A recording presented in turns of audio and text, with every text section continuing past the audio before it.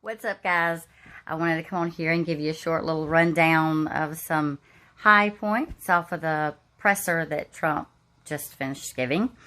I think you'll find them interesting, and even more so the clip of the concluding segment. I'll talk about that at the end. But first, a few things that he had mentioned was that he is wanting in the new financial relief bill act, wherever we're at now, he says he's implementing. I think he's going to do an order. He's going to override Congress and their holdup. I'm not exactly sure. I got to dig on that some more. But he is going to remove the payroll tax, and he's making it retroactive to July 1st. So that means we'll be getting some money back. If you have had taxes taken out from that date, even on unemployment, if you've had taxes taken out, you'll get them back. If you didn't, you just won't get anything back.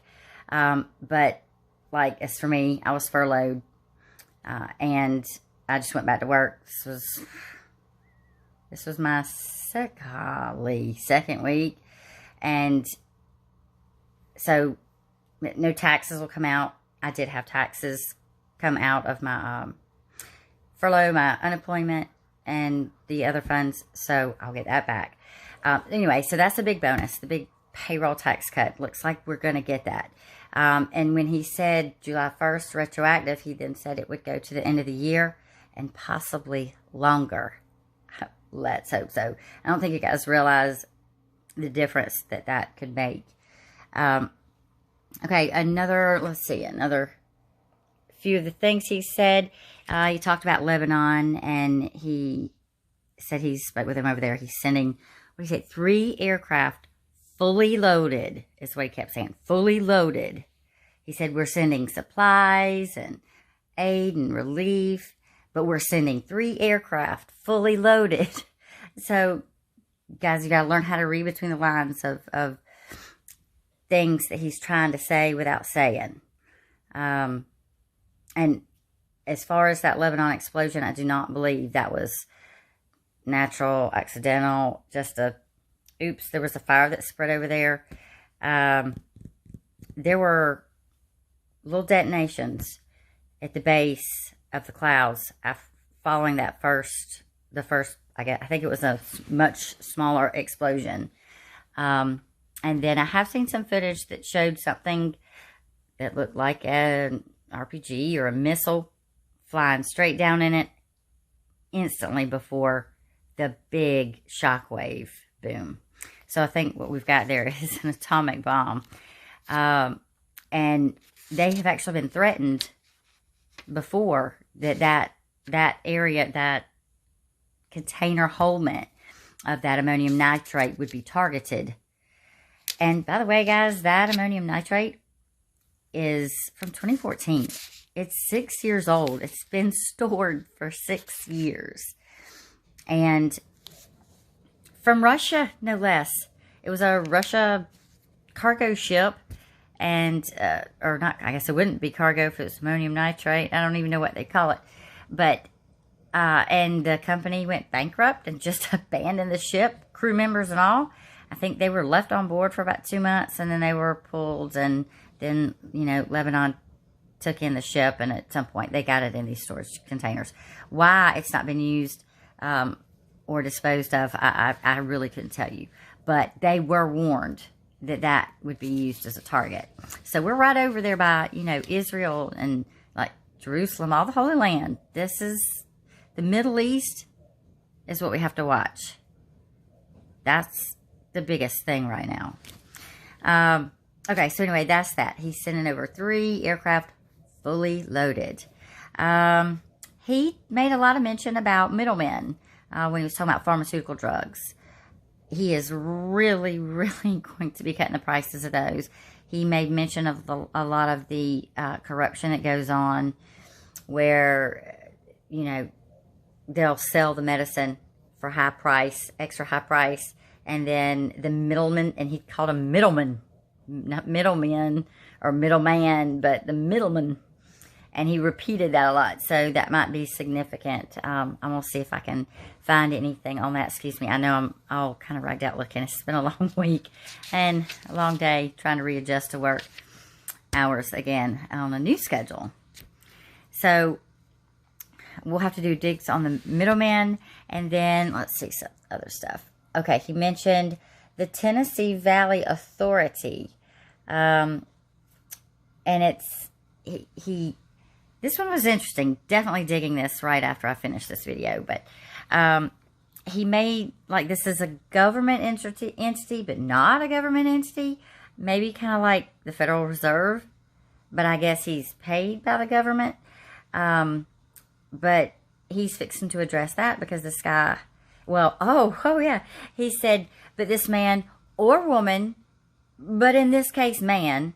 Okay, so are we talking about a transvestite? So we got to figure out who this person is. But what they make a year, their salary they're making from the government is $8 million a year. $8 million a year. Okay, and he was vague, but he's telling us to dig this with the tone and the way he's speaking. But he says it's a form of utility, and he danced all around it. It's a form of utility, and they've been there since FDR. So that is where the dig is going when I get through bringing this video to you guys. But right now, I'm going to cut to a short clip from right at the end. I think you're going to love it. I'll reserve my thoughts for the conclusion. Stay tuned. To Speaker Pelosi, though, we're at this historic moment. Why haven't you spoken? Well, to her? we'll see. We'll see what happens. But right now, they're not ready, and they're not ready because, frankly, I don't think they care about people. I think they care about their politicians that have done a terrible job running the cities and states, Democrat cities and states that are bleeding money, that have been so badly run. You take a look at Baltimore, and you take a look at so many different cities, including the ones I've already mentioned. Take a look at what's going on. And they want lots of money to keep it going. For many years, they've been bad. So all I'm doing is we're having it out. We're finally having it out. Yeah, please. Mr. President, if you go ahead on your own on unemployment insurance, I'm wondering both where you're going to get the money to pay for that without Congress, and will people still get $600 a week? We have the money. We have the money. They'll still get $600 a week? I won't say that yet. You'll see that when it happens, but we have the money. Will you say what number? We have it, Justin. We have plenty of money. Yeah, please go ahead. Thank you, Mr. President. You said that the pandemic is disappearing, but we lost 6,000 Americans this week. And just in this room, you have dozens of people who are not following the guidelines in New Jersey, which say you should not have more No, than they don't have 25. to. It's a political Why are activity. you saying such a bad example, Mr. President? You're wrong on that because it's a political activity. They have exceptions, political activity, and it's also a peaceful protest. So when you have, and as you know, they asked if they could be, you know, a number of, and to me they look like they all have, pretty much all have masks on, but, you know, you have an exclusion in the law. It says peaceful protest or political activity, right? In fact, specifically, yeah, it says exactly political activity or peaceful protest. And you could call it political activity, but I'd call it peaceful protest because they heard you were coming up, and they know the news is fake. They understand it better than anybody. And they asked whether or not they can be here. Like the question about Russia, he doesn't. China was in the report because that's the way they are. They're not. If the press in this country were honest, it wasn't corrupt, if it wasn't fake, our country would be so much further ahead. But we're doing really great. Thank you all very much. Thank you very much.